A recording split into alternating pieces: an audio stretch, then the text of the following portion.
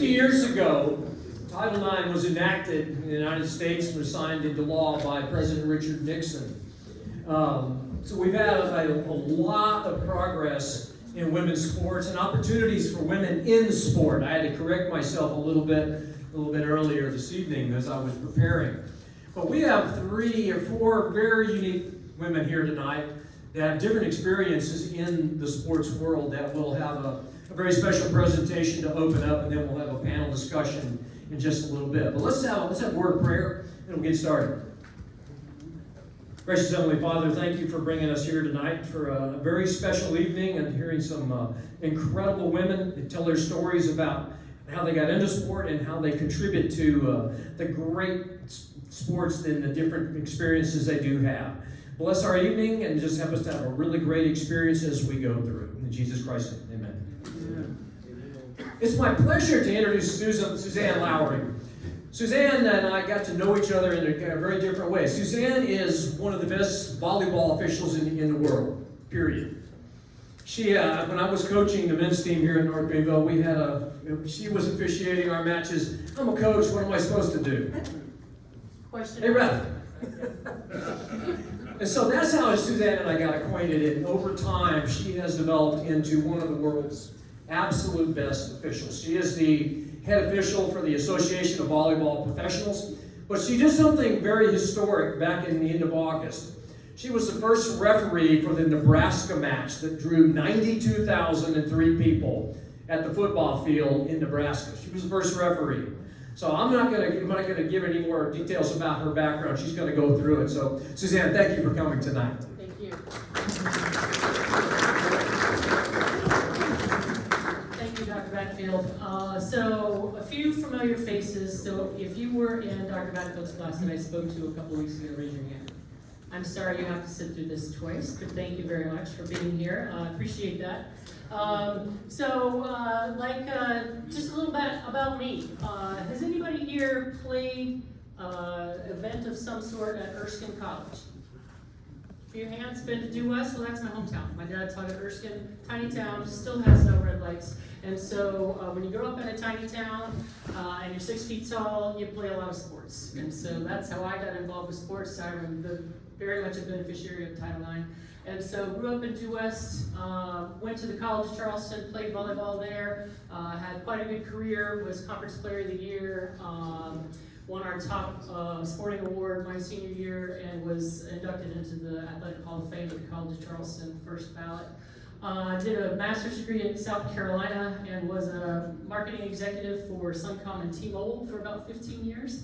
In fact, just sort of a funny tidbit, the first project I did when I got into wireless in 2000 was a consumer test to decide if we should launch a product called text messaging.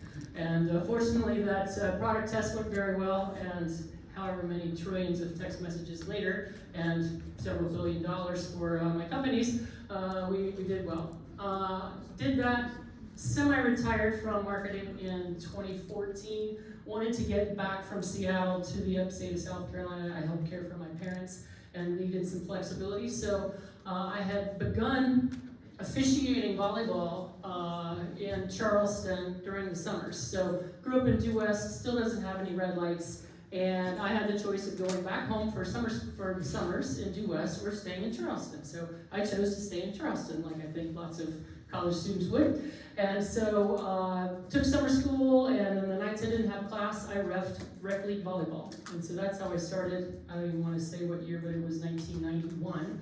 And so 30 plus years ago, started doing some reffing, ref through my grad school days. Took a break while I was playing some semi-pro beach, and then once I couldn't play or jump as high anymore to make money, I started shifting to officiating. So worked my way up through the ranks. That's me. My niece will not do that anymore, for the record. This is the national championship game in 2014 in Oklahoma City. So got to do the national championship game as a line judge then. Shifted, I also ref a lot of beach volleyball. This picture was taken last December in a town called Torquay, Australia. And just for folks that aren't volleyball people, the top of that net is 8 feet tall. So those are big guys, but if you can imagine jumping that high to sort of protect your turf and keep the ball away, it's pretty incredible what they're able to do.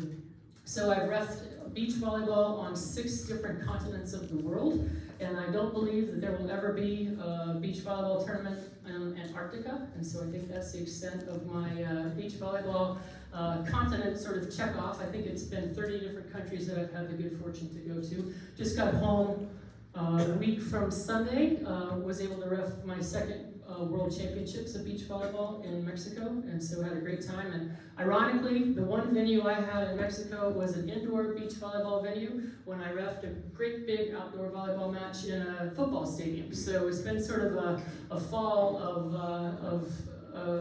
irony. And then you might recognize this place, and so I actually happened to referee here as well. And so this was from a really great match here at North Greenville 2 years ago. Obviously during COVID, you can tell that is me, believe it or not, behind the mask. So Nebraska volleyball, just a little bit of background. Nebraska has a history. Nebraska started their program in the 70s with the advent of Title IX, and they literally would offer people leaving the football game free tickets. They would schedule their matches after football games so they could sort of try to take advantage of that foot traffic. And it worked, and they grew and grew and grew. They have several national championships. From 2013 to present, they have sold out their arena, which holds over 8,800 people, 314 consecutive times. Like, that's a lot of people coming to watch volleyball. They've led the nation in volleyball attendance every year, and they have played in 7 of the top 10 most attended NCAA matches in history. So some really, really rabid fans and very knowledgeable, great. But they had a challenger come through. So their arch rival in the Big Ten on December 18th, 2021 beat Nebraska in an epic 5-set match to win the national championship. Fast forward to the following season, September the 7th, Nebraska played Creighton to set a new attendance record of 15,797 fans. Wisconsin said, not so fast. 2 weeks later, they hosted Florida the night that they raised their national championship banner, and they had 16,833 fans to break the record again. Now, Nebraska has another arena where they play basketball, but it only holds 15,500 spectators, so they have a problem. They didn't have a way to traditionally, in one of their arenas, beat Wisconsin, who took their record. So what did they do? They had to go really big. So in February, they announced Volleyball Day in Nebraska. And they said, guess what? We're gonna play volleyball in our football stadium. And their pipe dream was 30,000 tickets. So back up a second. So I've been reffing the Big Ten for 5 years, and I'm very, very lucky that I'm one of only about 4 referees that are outside of the Big Ten footprint that get to travel to those schools to officiate. I'm also the only Big Ten official with any major outdoor volleyball experience. So they announced this game, and I'm like, could it really happen? Like surely I'm going to have a shot at this, but I didn't know. So this phrase, this quote, I love, and I heard it a long time ago, and I never really knew until I was putting these slides together who said it. But luck is what happens when preparation meets opportunity. And so there was a philosopher named Seneca the Younger. I didn't know this literally. I feel like proud of myself for learning who actually said this. And I really looked at this match as, could this be where my preparation of indoor volleyball, outdoor volleyball, overall professionalism meets the opportunity of a football stadium match? So we'll fast forward, and this is beautiful Brazil last April, and I'm reffing a beach event there, and I get a text message from the Big Ten assigner asking if I'm available for a call, and I said, it'd be about $5 a minute, could we text please? And she said, sure. Have I heard of the stadium match? And would I be interested in being the first referee? Are you kidding me? Of course. And so I literally had to delete and retype my email, my text back about 3 times to take all of the expletives out of it because I was so excited about possibly being able to do this match. So Nebraska puts their tickets on sale. And on April the 25th, tickets are open to season ticket holders, and in 24 hours they sold almost 18,000 seats. So they're like, okay, now we're going to open it to the general public the next day. And in 2 more days, they've bumped that total up to 65,000 tickets in 48 hours, 72 hours. It's unbelievable. So they're like, wait, what? Like, their pipe dream had been 30,000. Their goal had been 30,000 tickets sold. Their pipe dream had been 50,000. And in 72 hours, they sold 65,000 tickets. So they did a little bit more research, and they found out that the world record was 91,648. We had 2 pretty substantial ones. Both were World Cup matches, but in April of 22, Champions League, Barcelona versus Wolfsburg set the Olympic record. So Nebraska had already sold 82,000 seats in 24 hours, and they're like, can we find 8,700 more places for people to sit? So they got down to business, did some planning, got their architects, and so they re-swizzled how they were going to organize the venue and added a bunch of standing room only. And they did it. They sold 90,000 seats, and so they were like, okay, let's do this. So through the summer, we did monthly, and then as we got closer, weekly planning calls to sort of prepare for this match. We had no idea. The playing surface, was it going to be, it was elevated about 4 feet? Were they going to do Terraflex? Were they going to do sort of wood surface? How are you going to support the net so that it stays up? They also decided that in case the volleyball wasn't great, let's have a concert. So for the world record to count, they had to sell the tickets before they announced the concert, but then they had a country concert. Who's the guy? Scotty McCready, is that right? He was there. We were busy doing volleyball stuff. So they put a concert in, and what about the weather? How do we ensure player safety? These are all the conversations that were going on, and then just sort of, what are the what ifs that we might not think about?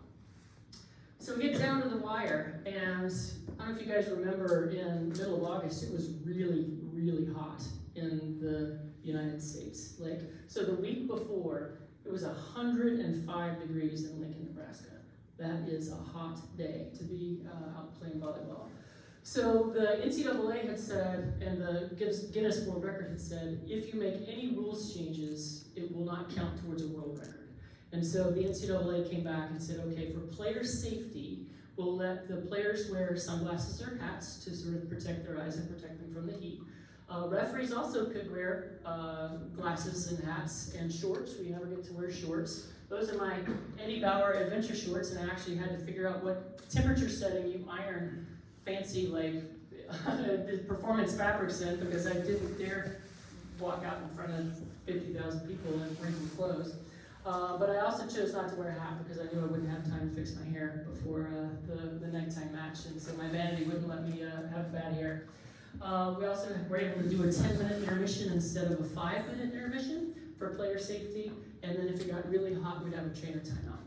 So I fly from Charlotte to Omaha and rent a car. And has anybody been to Nebraska? Has anybody from Nebraska been to Nebraska? Yep, okay. It's beautiful. It's very rural, it's hilly, lots of corn. It's exactly like you would expect it to be. There's some wheat, but lots of corn. And so you're driving through these rolling hills, and it's gorgeous, and then come up over a hill, and this stadium dominates the landscape. And I was like, oh my goodness, this is really happening. Like this is a big deal. And so it was a surprise, but I was like, okay, we're gonna do it. One of the most important parts of the entire planning was we did a walkthrough the day before the match. The big tennis signer and I were able to go. We spent about 2 hours there while the teams were practicing, and it was during the time of day when we would be playing the next day. So you can see this is the concert stage down there. This is our playing surface. So it was things like, where do we park? Where do we come in? Where's security going to take us? Our locker room was way down here, over there, and we were like, we have 3 minutes between sets. Where are we going to use the washroom if we have to go to the bathroom during the match? So, we were able to answer all of those questions. I was able to stand in the position of where every single official would be and say, okay, the sun's gonna set right here. What's that gonna do to the eyes of the officials who are over here on this side? So that time was absolutely invaluable. We were able to meet with the volunteer coordinators, that sort of thing. Game day, we arrive at the venue. You can see it's hot. That's courtside, and so we're getting ready to get set up, doing our last minute checks and what are we gonna wear, and shorts the first match, and where's food gonna be.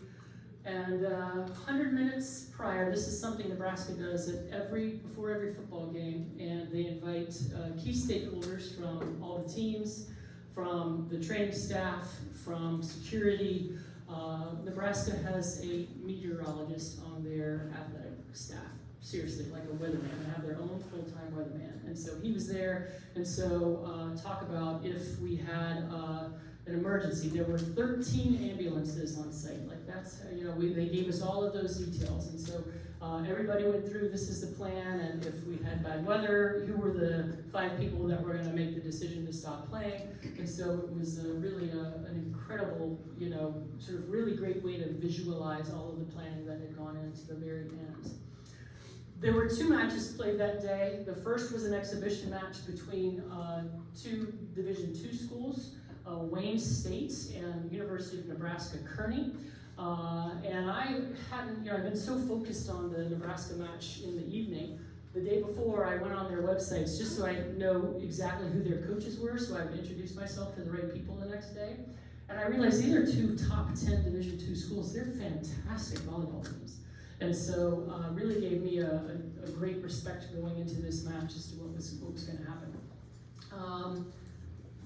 This is our crew. That's me in the middle.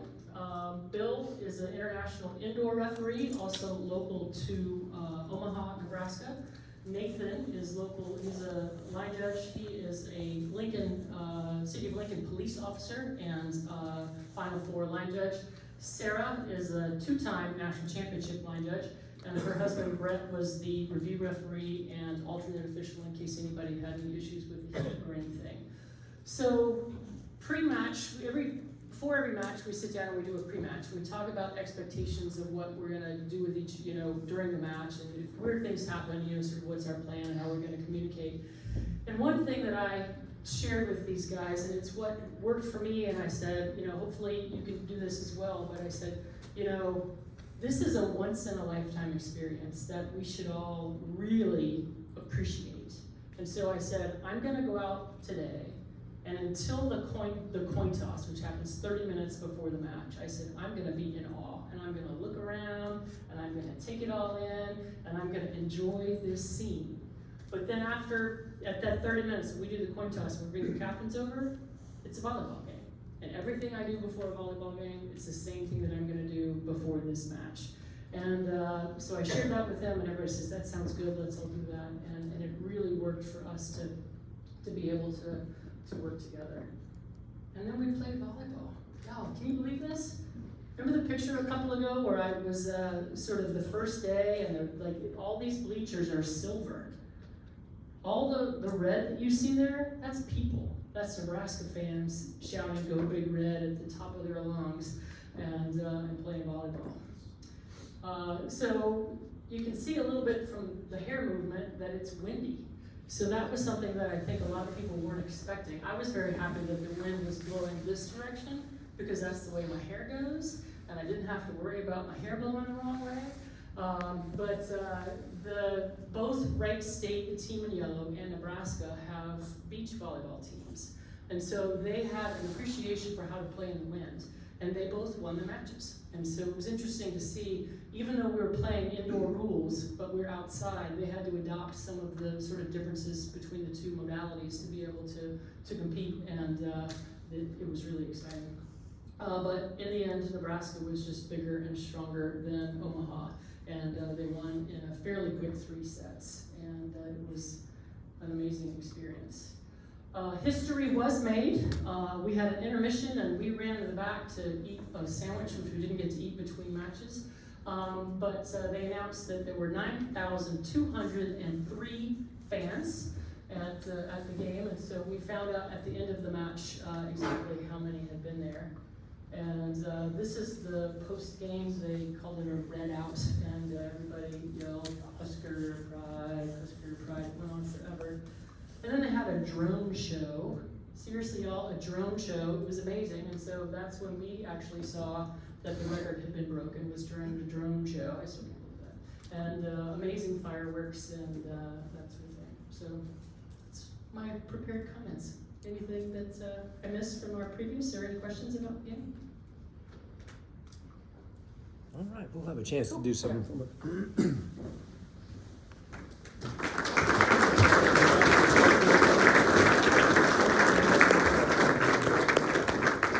Thank you, Suzanne.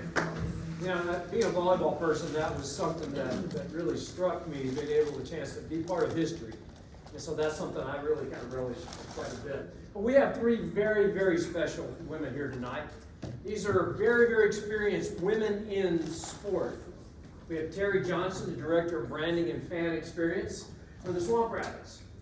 We also have Nikki Malpass, the Director of Event Production at the Bon Secours Wellness Arena. Nikki's in the middle. And we have Ashley Schmidt, Assistant Director for Sports Programs at Clemson University in Campus Recreation. Now I'm going to turn it over to Kylie Futrell, who is the Vice President of the Sport Management Society, to moderate our discussion. Again, thank you, ladies, for coming tonight.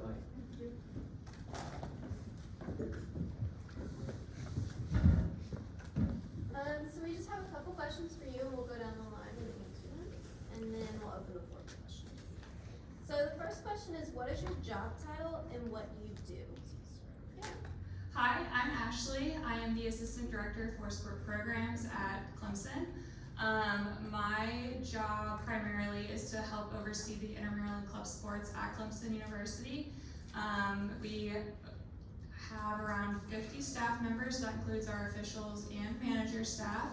And then when it comes to participants, we have, I think we reach about 5,000 participants each year, and that's unique participants, so we're at about 20% of Clemson's campus. I'm Nikki Malpass. I'm the Director of Production at the Bon Secours Wellness Arena. I do everything from some of our bookings of our events to CAD drawings once the show gets booked, because you have to know what size the stage is, where your cone of sound is, and how many people you can fit before it can go on sale. And then when we get closer to the show, I do all of the logistics for all of the tours coming in, get all of the riggers and stagehands, and basically everything it takes to make a show or a sporting event like the NCAA or SEC or a Swamp Rabbit game happen. I also book the practice ice for the Swamp Rabbits and deal with the coaching staff on a daily basis. And those are just a few of the kind of high-level things. There's a lot more that goes on at the arena. So my name is Terry Johnson. I'm with the Greenville Swamp Rabbits. I'm the Director of Branding and Fan Experience. So essentially, what I do is 99% of the team's graphic design, including digital media. So that's our billboards, that's our radio ads, TV segments on Big Your Carolinas. I do our social media marketing, organic and paid. I design our jerseys, I design some of our merchandise, our giveaway items. I help market that, and then I direct our game operations. So essentially I'm writing the scripts for our graphic changes, usually about 6 or 7 pages of those per game, and then a 30 to 40 page PA script, along with managing our game day production staff, our dance team, and then a few of our managers on our front office staff. So basically what I like to say is I'm director of fun, so anything that's like engaging, creative, entertaining is pretty much in my little house. I think y'all heard a lot about that. I also, Dr. Fred mentioned I'm the head referee for our Pro Beach Tour here in the U.S. I'm also a referee trainer, and I do some consulting with some of our referee organizations on some marketing and outreach to our customers. So the next question is, how did you get into your current profession? And we'll start with Nikki this time. So it was a total accident. I tripped and fell into this. I started working for the Celebrity Golf Association, and then I worked for Hall of Fame quarterback Dan Marino. I was doing production and on-site finance for his celebrity golf tournaments. I did that for about 14 years as a subcontractor, even after I moved to Greenville for my position with the arena. He would fly me back every year to run the tournament. Then I did basketball operations and worked under Eric Musselman, who is now the head coach of the Arkansas Razorbacks. And then got into the music side, an amphitheater in South Florida. We met and they came and courted me and got me into the music side. And now at the arena here, I get the best of both worlds, my sports background and music and entertainment. So I grew up in southern Louisiana, so hockey was pretty much just a myth where I'm from. I was raised by two parents who coached for over 30 years. Football, basketball, volleyball, softball, track, everything but hockey. So I played a lot of sports growing up. I played softball in college, got injured during my freshman year conference tournament, took me out of softball. So I took a step back and I was like, okay, how do I pivot from being an athlete who all I want to do is play my sport, to then focusing on, okay, what happens after the sport is done, because this sport finishes at some point. So from there, I obviously knew a lot about softball, a lot about baseball. I had always dreamed about working for the Houston Astros, loved just being around that environment. So I was like, okay, let me see if I can work in baseball. Well, the city that I was going to college in did not have a baseball team, but they had a North American Hockey League team. So I applied for an internship. I was like, what the heck? In sports, you just kind of have to get your foot in the door at some point. So I got accepted for my internship, and my first day on the job was a game day. Really just threw me to the wolves. They kind of just skipped the whole preparation. So I worked my first game day, and right after I called my mom and I was like, I'm gonna work in hockey for the rest of my life. I know it right now, right this minute. So that's kind of how I got my foot in the door, and then from there it's just kind of evolved from, you know, taking on different responsibilities and building trust with my mentors, and just kind of growing from there. So it's been interesting because I was learning the sports industry as a profession as well as learning the sport. And now in my current role, when I'm directing the production of a game, I have to see what play is happening on the ice, what penalty happened, and then calling production based on, okay, there's a delayed penalty on the ice, we're about to go on the power play, and then calling that to all of our 20 operators who are changing our graphics, our videos, our music, our sound, our spotlights. So I basically had to learn the sport at the same time that I was starting my professional career.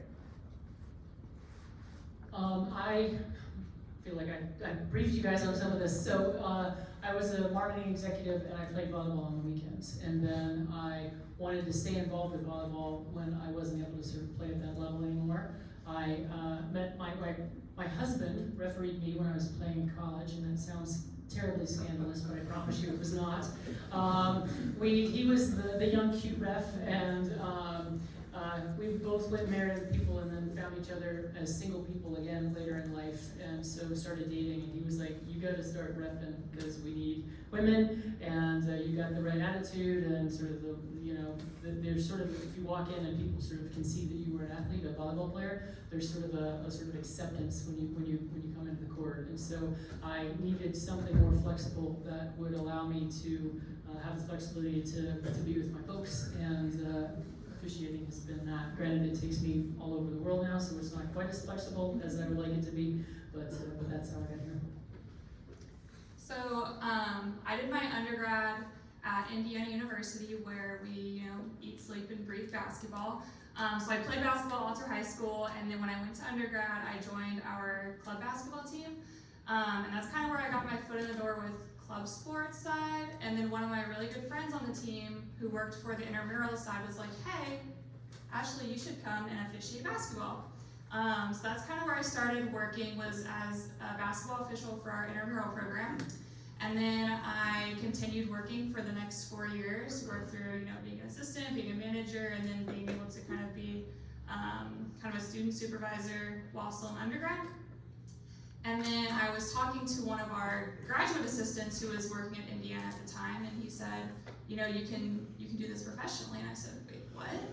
And it was really cool because I really enjoyed what I was doing. I could still be around sports, and I wanted to do go officiate in the community and stuff like that. So I had started talking to him about graduate assistant positions, and then I found the GA role at Clemson. Applied, interviewed, did the whole thing. I accepted the position with their sport programs, which is both the intramural and club sports, kind of like I mentioned before. And then after a year of doing that role, there was an opening for the assistant director role. And then that's how I kind of am here today in my role right now, and I help train our officials, plan out all of our intramural programming, club events, and anything that kind of goes into that whole realm of sport programs. So the next question is, what is the most rewarding part of your current job? We'll start with Grace. Yeah, there's a ton there. I think for me, in my role directing, it's we had our home opener this weekend, and it's seeing 4,500 people or 5,000 people reacting to a graphic that you made, or to a funny clip from The Office that you decide to play after you guys go on the penalty kill. So it's really seeing people react to the work that you're producing. Or it's our jersey designs, and you're taking that to the community. I remember last year for St. Patrick's Day, I created a new logo, and we created these like really sick St. Patrick's Day jerseys, and people were coming up to some of our tables in the community events, and they were like, I have no idea what this is, but I want one. And I'm like, it's a hockey jersey, we're a hockey team in Greenville. So we had some people show up specifically just to look at our jerseys. And as a designer, that's one of the coolest things is seeing the community or seeing the teams or the players just react to something that you directly produced. Sort of two things. Number one, I think personally, as a referee, you walk into a gym and the coaches will see you, and sometimes they go, and other times they're like, oh, cool, Suzanne's here. And so when you walk into a gym and they're like, oh, cool, Suzanne's here, like it's going to be a chill night. That's one of the most rewarding things, that you gain the trust of the coaches and the teams. The second is I do a lot of mentoring and teaching of referees. And so sometimes, if you can just give somebody that one little nugget that's going to help them sort of, when you see that light bulb go off in somebody that you're teaching and somebody that you're helping, and they've been struggling with doubles or struggling with seeing touches or something like that, and you can give them one little bit of feedback and see them go, oh, and then they call you the next day and say, hey, I did what you said and it really worked. So those are the areas where I really sort of get them. I think the most rewarding thing for me is kind of thinking back to my experience kind of going through intramurals and club sports, and how my experience with Campus Rec has influenced my life in such a positive way, and all the mentors that I had, and then being able to continue professionally and provide that experience for students that are at Clemson now, and just kind of making sure I put my best foot forward and providing the best program so that students can have as good of an experience as I had with my sport programs experience. I think another big thing is also kind of that mentor piece. I really looked up to my supervisors when I was a student employee within intramurals, and then being able to provide that mentorship for students, whether it's a semester or all 4 years that they're there, and then being able to get phone calls or texts or emails even after they graduate and saying, hey, I used this skill that you gave me, and I'm able to continue using this throughout my profession, even if it's not within Campus Rec, because you have so many things that you can learn through many different jobs that are transferable to jobs that you're going for in the future. So for me, we all know the world, and Terry's probably heard me say this a million times, the world is a really rough place. There's a lot of really bad things that happen in the world. People lose their jobs, people are sick, people die, and they come to the arena and they sing and dance to their favorite songs, or they cheer their favorite team on, and they forget about everything bad on the outside of those doors, and they're happy. And I had something to do, no matter how big or how small your role is, you had a chance to make people happy, which is such a blessing in life, with such a cruel, harsh world we're in, that no matter how long my day is, because a concert day for me is 18 to 20 hours straight. So it doesn't matter how long or how short the day is. I did something that made thousands of people at one moment happy. So the next question is, what struggles have you faced as a female working in the sports industry? Thank you, yeah. Edit my comments. So it's a little bit different. I referee in many different modalities of volleyball. I referee men's volleyball and women's volleyball indoors. I referee men's volleyball and women's volleyball on the beach. And I think in women's volleyball, generally, a woman coming in to officiate is accepted more than if a woman comes in to officiate a men's match.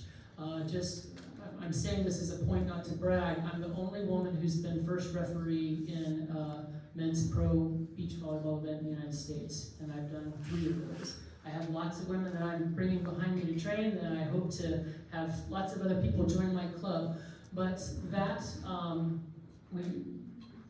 beach volleyball has traditionally been very animated, sort of arguing with the referee the players have. And so a lot of women haven't wanted to put up with that behavior. And so we generally sort of slow play sort of the development of female referees in the men's game. And so sort of just breaking in general to men's beach volleyball was probably the hardest thing in the US. Internationally, it wasn't as hard, but I think that's been the biggest challenge, is sort of gaining their trust. And it probably took a good 10 years before I would walk to volleyball courts and the guys would be like, oh cool, Suzanne's here.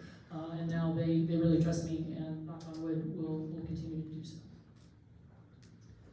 I think the biggest probably difficulty was making sure I maintained my confidence throughout my career, because there have been many times where I have been the only woman in a room for officiating, or just something within our sport programs department, or even just campus rec overall. So I think just kind of maintain that confidence, and I have the tools, I have the skills to be in this room as well, and my voice, I have things to say that are correct, and I know what I'm talking about. So I think just being able to carry myself has been pretty difficult, but it takes time and practice that I'll probably continue to work on for the entirety of my career. I think there's always going to be room to develop even further, but I think kind of starting out, I'm early in my career, so I think that's going to be a difficult point for the next several years that I'm still working through. So being a woman in sports and then music, there are not a lot of women in production, live entertainment production. And when I started out 100 years ago, I didn't have a woman to look up to mentor me. I kind of just followed the lead. I was very fortunate. There was a gentleman named Jack Boyle. He was a pioneer in the concert industry. He had a company called Cellar Door, and I worked for Jack, and he took me under his wing when I was a baby in this industry, and he gave me a lot of confidence. And you still have to this day, and I have been around this a lot, if I get a new production manager that comes in and they see that it's a woman, you have to have a thick skin. You have to not take anything personally. You have to be able to hold it all in and go behind a closed door in my office and say everything you want to say to them, but you just have to smile and take it. And I have to smile and take it a lot more than any guy I've ever met in this industry. And it doesn't matter if it's from coaches, it doesn't matter if it's from production people, tour managers. You have to learn how to just lead with grace.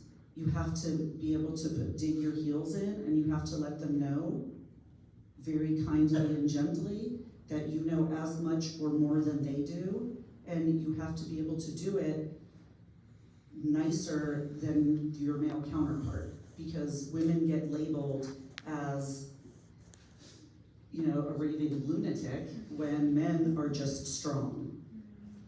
We're labeled very differently if we dig our heels in and stick up for ourselves or stick up for our team members? So lucky for me, I started working in the industry in 2019, so it's been about going on 5 years now. Luckily, I didn't start at the same time, so it's a little bit different, but still I think my biggest struggle is fighting the double standard, fighting the questions that women get in sports that men won't get. I'll never forget my first interview for my first internship in hockey. The first question I was asked was, "Are you here to date the players?" And to me, growing up as an athlete, growing up as parents who are coaches, there's nothing more disrespectful than the first thing that someone says to you is, "Are you just here because you want to date somebody?" Being someone who's more hardworking than 90% of the people who are going to be on the side of me, who spends, I spent 90 hours at our arena last week getting ready for our opening night. And for that to be the first thing that's said to me is like a slap in the face. And at that point too, I was like, I have never even seen hockey. From what I heard, they don't even have teeth. Like, well, no, I'm not here to date them. So to me, it's fighting that, because no man that I've ever worked with was ever asked, "Are you here to date the athletes?" And so to me, it's fighting that. It's fighting whenever I show up to do a radio spot, or I show up to do a TV segment, and it's like, "Oh, are you here to get social media?" And it's like, "No, I'm here because I'm the director of production and I put on the event and I'm here to answer the questions." So it's things like that when I walk into a room, maybe with one of our managers or our account executives, and people start communicating to the man on the side of you instead of asking you. Because it's just the assumption that as a woman you might not know what you're talking about, or you know less about a sport. Because if you haven't played hockey, then you must not know what you're talking about working in the industry. So for me, my biggest struggle is every conversation, every new person I meet, it's feeling like I have to prove that I'm worth the conversation, or that I'm worth you trusting what my opinion is, or my background or my experience, and having to prove that every day that I'm in the office next to some of my coworkers who are men, who are just expected to know what they're talking about, and they just get that respect by walking in, versus, as a woman, you're just having to prove with every single thing that you do that you're proving what your worth is and what your knowledge is worth. So our last question is, what is a piece of advice you would give to women who want to work in the sport profession? And we'll start with the question. I would say, biggest piece of advice that I have, find a mentor that you trust. I think that having a mentor that you can look up to and have that mutual trust for one another is going to help a lot.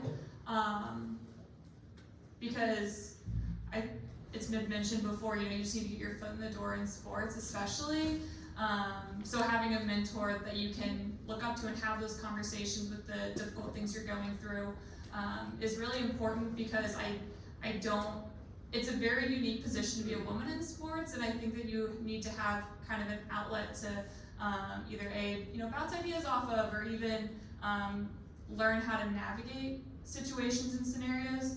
So that's why I think a mentor would probably be my best advice. So for me, for the women, you have to work twice as hard as the men. You have to know more, you have to study what you are doing and have confidence. Even if you feel like you're gonna crumble on the inside, never let them see you sweat. My mother always used to say, it's not how you feel, it's how you look. And it's because you always have to look like you're confident. Even if you know what you're talking about and you have any sign of weakness, people will run all over you. And for the guys, always treat your counterparts that are female with the same respect that you give the other guys in what you're doing. Because just because you're the fairer sex, I still go out and build stages with our team. Like if you come to the shows, I don't have to. I'm a director. They get really flustered when I come out to build stages, but I will never ask anyone to do anything that I'm still to this day not willing to do myself. I believe in leading by example, and I also want the guys to know that I can do what they do, and I can do it better most of the time. She does. I can confirm. I think my biggest piece of advice is just be the person you want to work with and be the person you want to work for. I've noticed a lot now managing different staff members. I've learned how to manage different styles of staff members, different personalities based on how people have managed me well and poorly. So recently, especially with all of our production staff, once you learn how people respond to things, if someone's yelling in my face giving me corrections, I'm gonna shut off and I'm gonna be like, okay, I'll take your feedback, but in my head, I don't respect you as much because you can't treat me as a person. So whenever I'm managing people, I try to put myself in the perspective of, they're a human on the other side of this. They're not a robot who's producing things. They're not a robot who's pressing a button and making graphic changes. They're a human, so let me speak to them how I wish that my coworkers would speak to me when they gave me feedback, when my directors or my vice presidents or our president would speak to me when they had a piece of feedback. So it's just learning the balance of being able to get constructive criticism, but also be respectful and just treat the people on the side of you, below you, or above you the way that you wish they would also speak to you. Two things I want to echo what Ashley said about finding a mentor. Having someone that you can have confidential, trustworthy conversations with is critical. You don't always want to sort of show that you're feeling vulnerable or that you're scared or that you're not super confident. And so if you can have somebody that you can close the door and have that conversation with, that's really, really important. My other piece of advice is this is a fantastic time to get involved in sports and sports administration. Particularly on the women's sports side. If you look at what's happening with the WNBA, if you look at what's happening with women's tennis, if you look at the TV ratings that we're getting across the board in women's sports, it's an amazing time of growth and investment that people are making, which means there's going to be even more growth. So I would say, don't discount yourself before, what's the word? If you apply for a job and you go for an interview, the worst thing that can happen is you're not going to get it. But the best thing that can happen is you might get it. And if not, you're going to get some great experience by going through that interview process. So don't discount yourself and don't say, oh, I don't have the experience or whatever. Go for it. Try. You don't never seen hockey before? Go apply for the job. It's great. Now you have a new career. So it's fantastic. So just go. Do it. We're going to open the floor to questions now. So, question, so y'all work a lot of long hours, so how do you find that work-life balance when you're working and traveling long hours? So for me, I have 2 kids, I have 2 boys, and it's challenging. I was just sharing with somebody that between mid-January last year and mid-April, I had 2 days off. My husband and I have worked it out where during the SEC tournament or the NCAA tournament, he'll bring the kids and lunch and we'll just sit in my office and spend some time together. I will carve out during our slow periods to just be able to take a couple of days, or if we have a dark day in the building and my kids have a day off, I'll just shut down and take them. I've taken them out of school before just to be able to have one-on-one time with them. It's not easy. Sports and entertainment is all-encompassing. I have production people calling me all hours of the day and night to advance shows. I mean, I worked doing shows until the night before I gave birth to both of my kids. It's not easy. You have to force it to work. I'm lucky, and so there's a good and bad. So people go watch sports when they're not at work. Right? They go to concerts and they go to events when they're not at work. So I work every single weekend. I know that that's a fact. But I was off today until 7 o'clock when I came here tonight. And so I have the flexibility that I'm able to sort of be at home. I can take my parents to doctor's appointments. I can work, sort of doing administrative things at the house.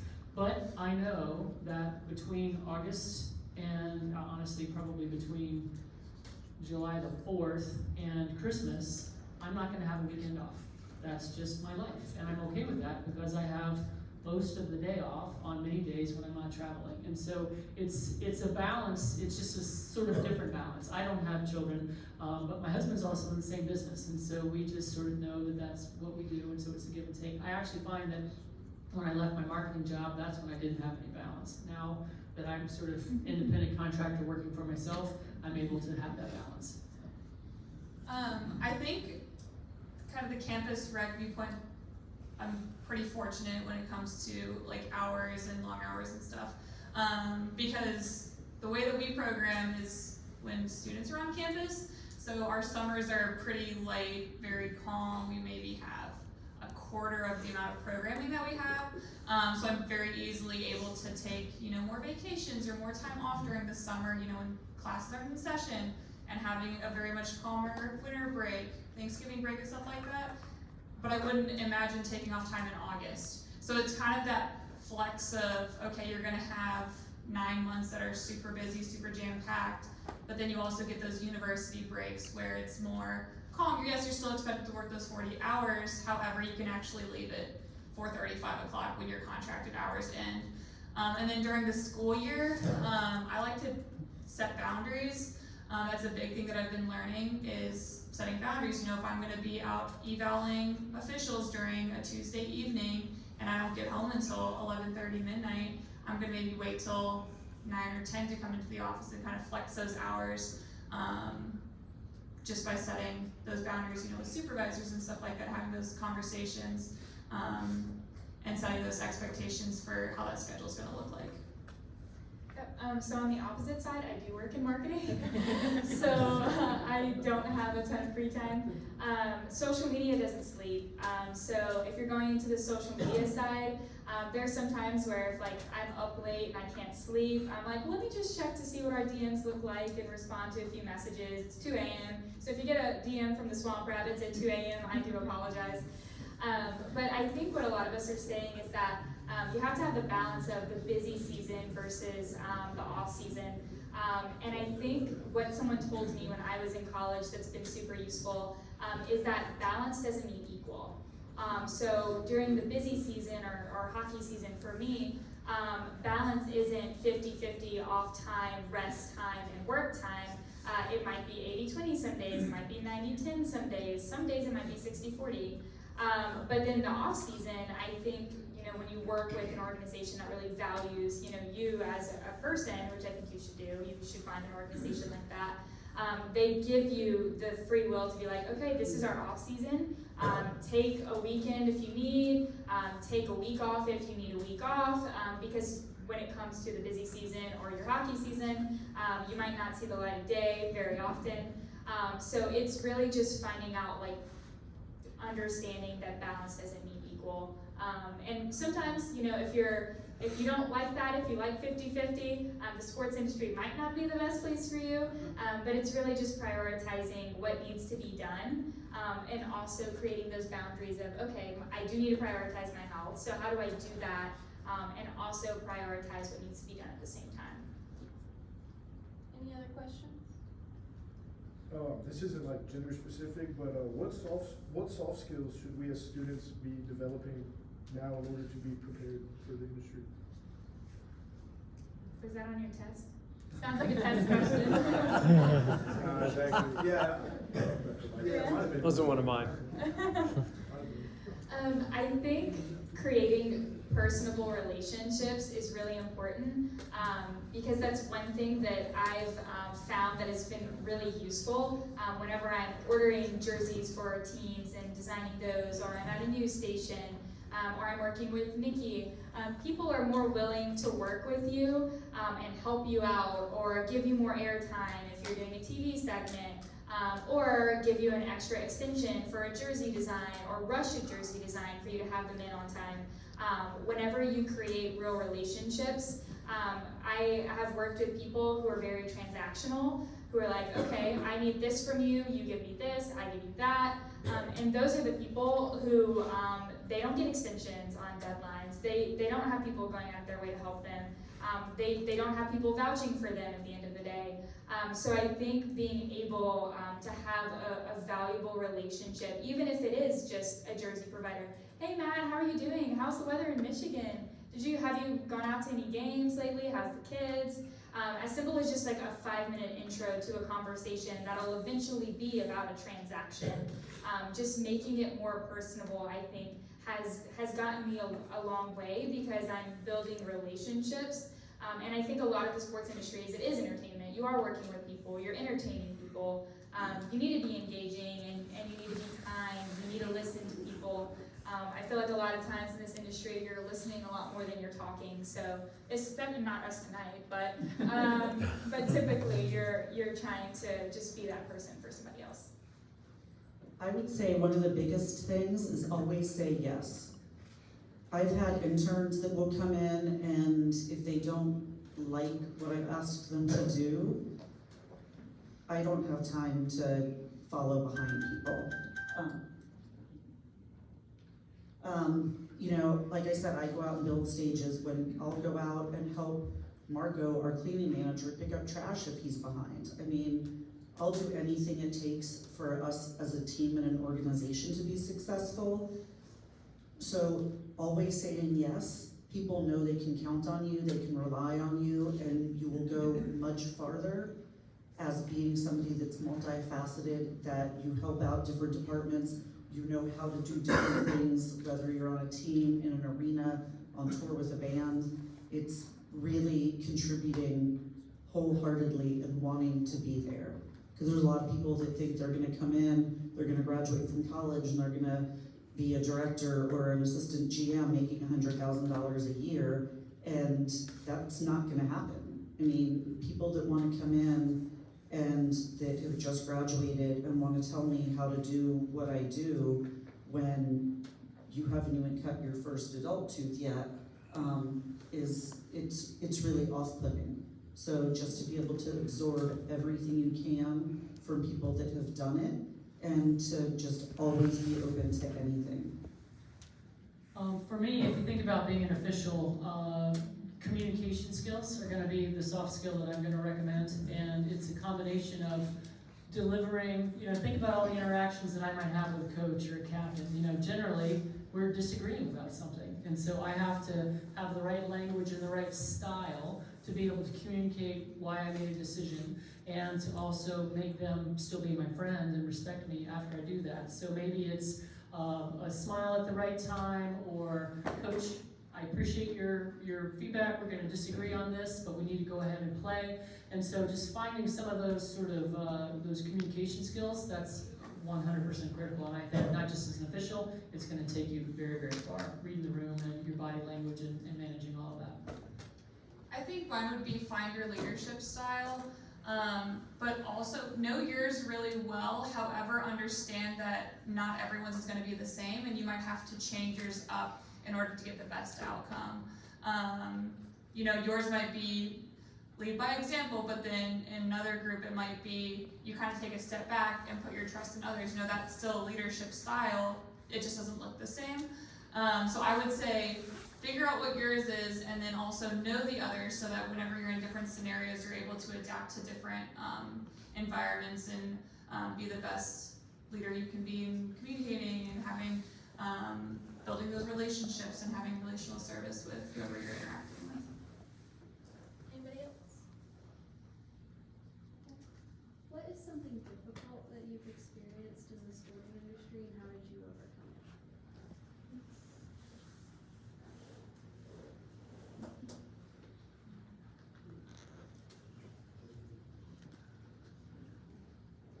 For me, it was generally just sort of being the new, so when I was coming into the sport and being an official that nobody recognized, and every day, you know, they didn't know, you know, they recognized me as a former player, but not someone that they had, that I had officiated for before. So developing that trust over many, many, many years, and particularly with the old guard on the beach, they simply didn't believe women belonged anywhere, and I've been called some terrible names from fans, so much so that I had some players talk to the fans and say, hey, she's doing a great job, get out of here, you know, like it's pretty interesting to sort of see. It's been more generational, you know, so sort of the people my age and older have been the jerks, and the younger people have been much more open and respectful, and so that's great, but sort of that breaking in and sort of earning trust again. I think for me, coming in as a creative director, creative manager, and then working for a vice president or a president whose background is in sales or whose background is in corporate, and then giving me creative feedback, at least for my gut reaction is, okay, when was the last graphic design course that you took? When was that? That's the internal thought. So I think the biggest challenge was when I started was I was having people say, well, what if we put blue text on bright tie-dye? And I'm like, what if we didn't do that? But it's learning how to like give feedback respectfully, but also to respect the people who are in charge of me. There's one recent occurrence where one of my bosses didn't want me to go to an event because he wanted me to stay in and work a little bit extra in the office. So as much as I wanted to go to that event, I was like, you're my boss, and if you need me to stay here, I'll stay here. And he said, I need you to stay here, and I said, yes, sir. So it's really just, at the end of the day, like putting aside what I personally want or my personal preference, especially working in a male-dominated sport, in a male-dominated industry. Our demographic is 60% male, so knowing that, okay, I love to listen to Taylor Swift, but our fan base, when they come to games, they don't necessarily want to listen to Taylor Swift the whole time. So it's prioritizing what's right for our demographic, what's right for our organization, and just putting what my thoughts and my opinions and my personal preferences are aside, and really just prioritizing what does my boss ask me to do, what does the demographic need from me, what do our fans want from me, and choosing to put that before whatever it is that my opinion is on the subject. So for me, like I said earlier, it's really being able to prove that you know that you belong in the room and that you know what you're doing. And it's usually just out working and out studying on the subject and just being able to stick up for yourself, because even now, after all this time, I'll have a stage manager or somebody with the NCAA, I'll be standing with our maintenance manager, and if I don't know them, they'll go and start asking David questions, and he backs off, and he's like, no, it's her.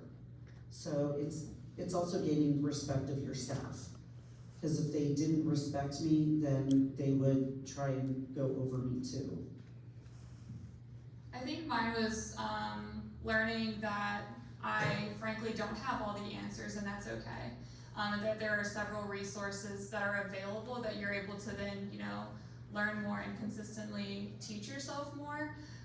In my role, I'm, expected to help train all of our officials for every single sport that we officiate. So that's basketball, flag football, volleyball, soccer, indoor soccer, and I frankly just don't know every single rule book from the ins and outs.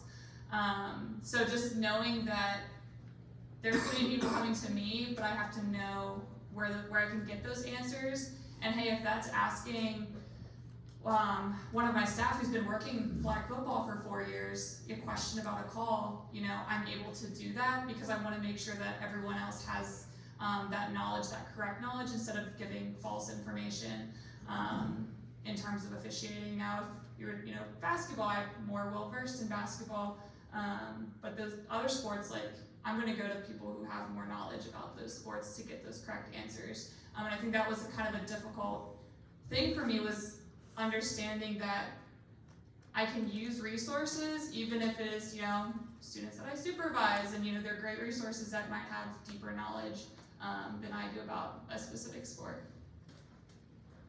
Anybody else? I have a request. These are 100 future employees in the sport profession. I want you to look at them and tell them one thing that you think they need to go far in our profession as a career.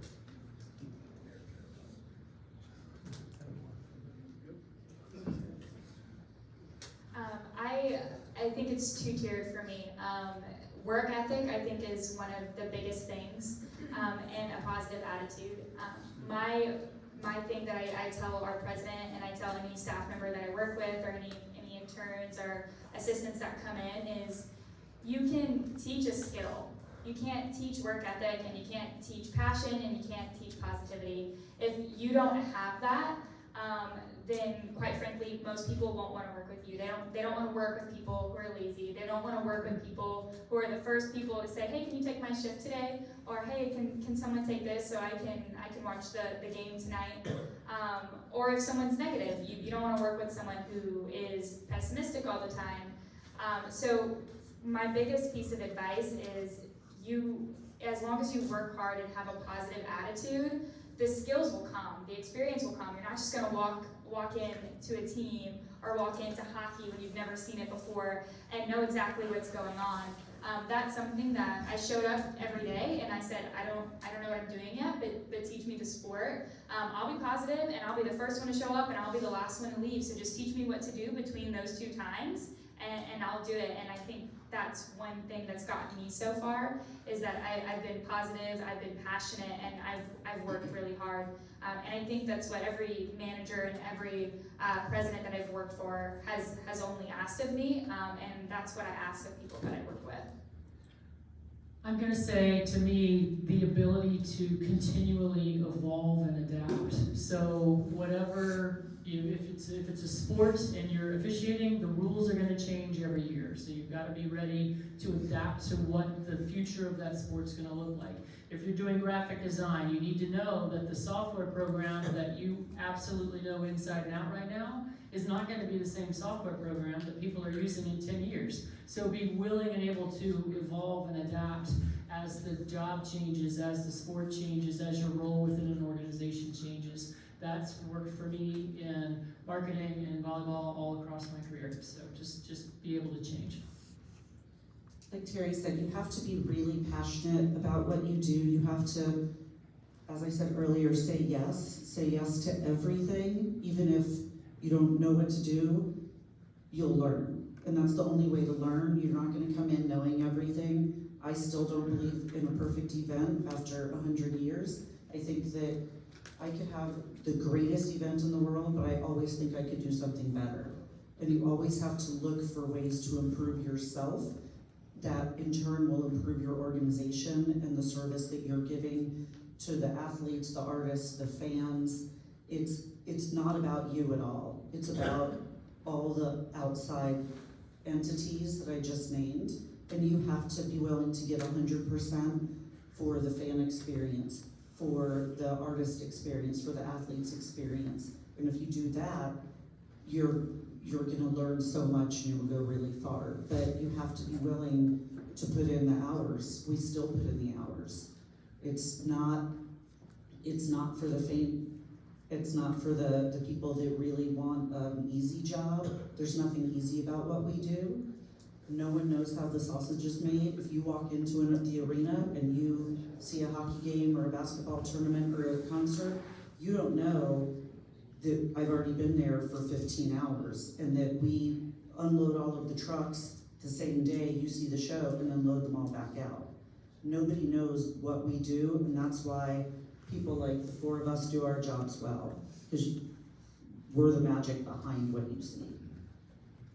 My one word would be have confidence in every aspect of what you're doing. So your knowledge, have confidence in your experiences, have confidence in your abilities to, be able to do your work that you're wanting to do.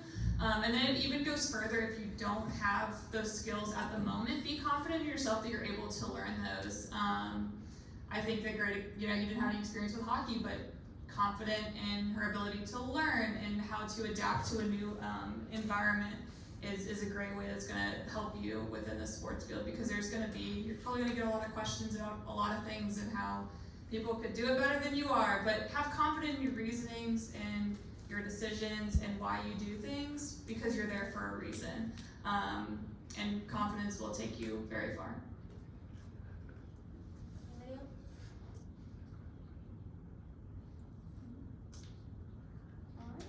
All right. I want to thank you all for coming. We really appreciate it, and you guys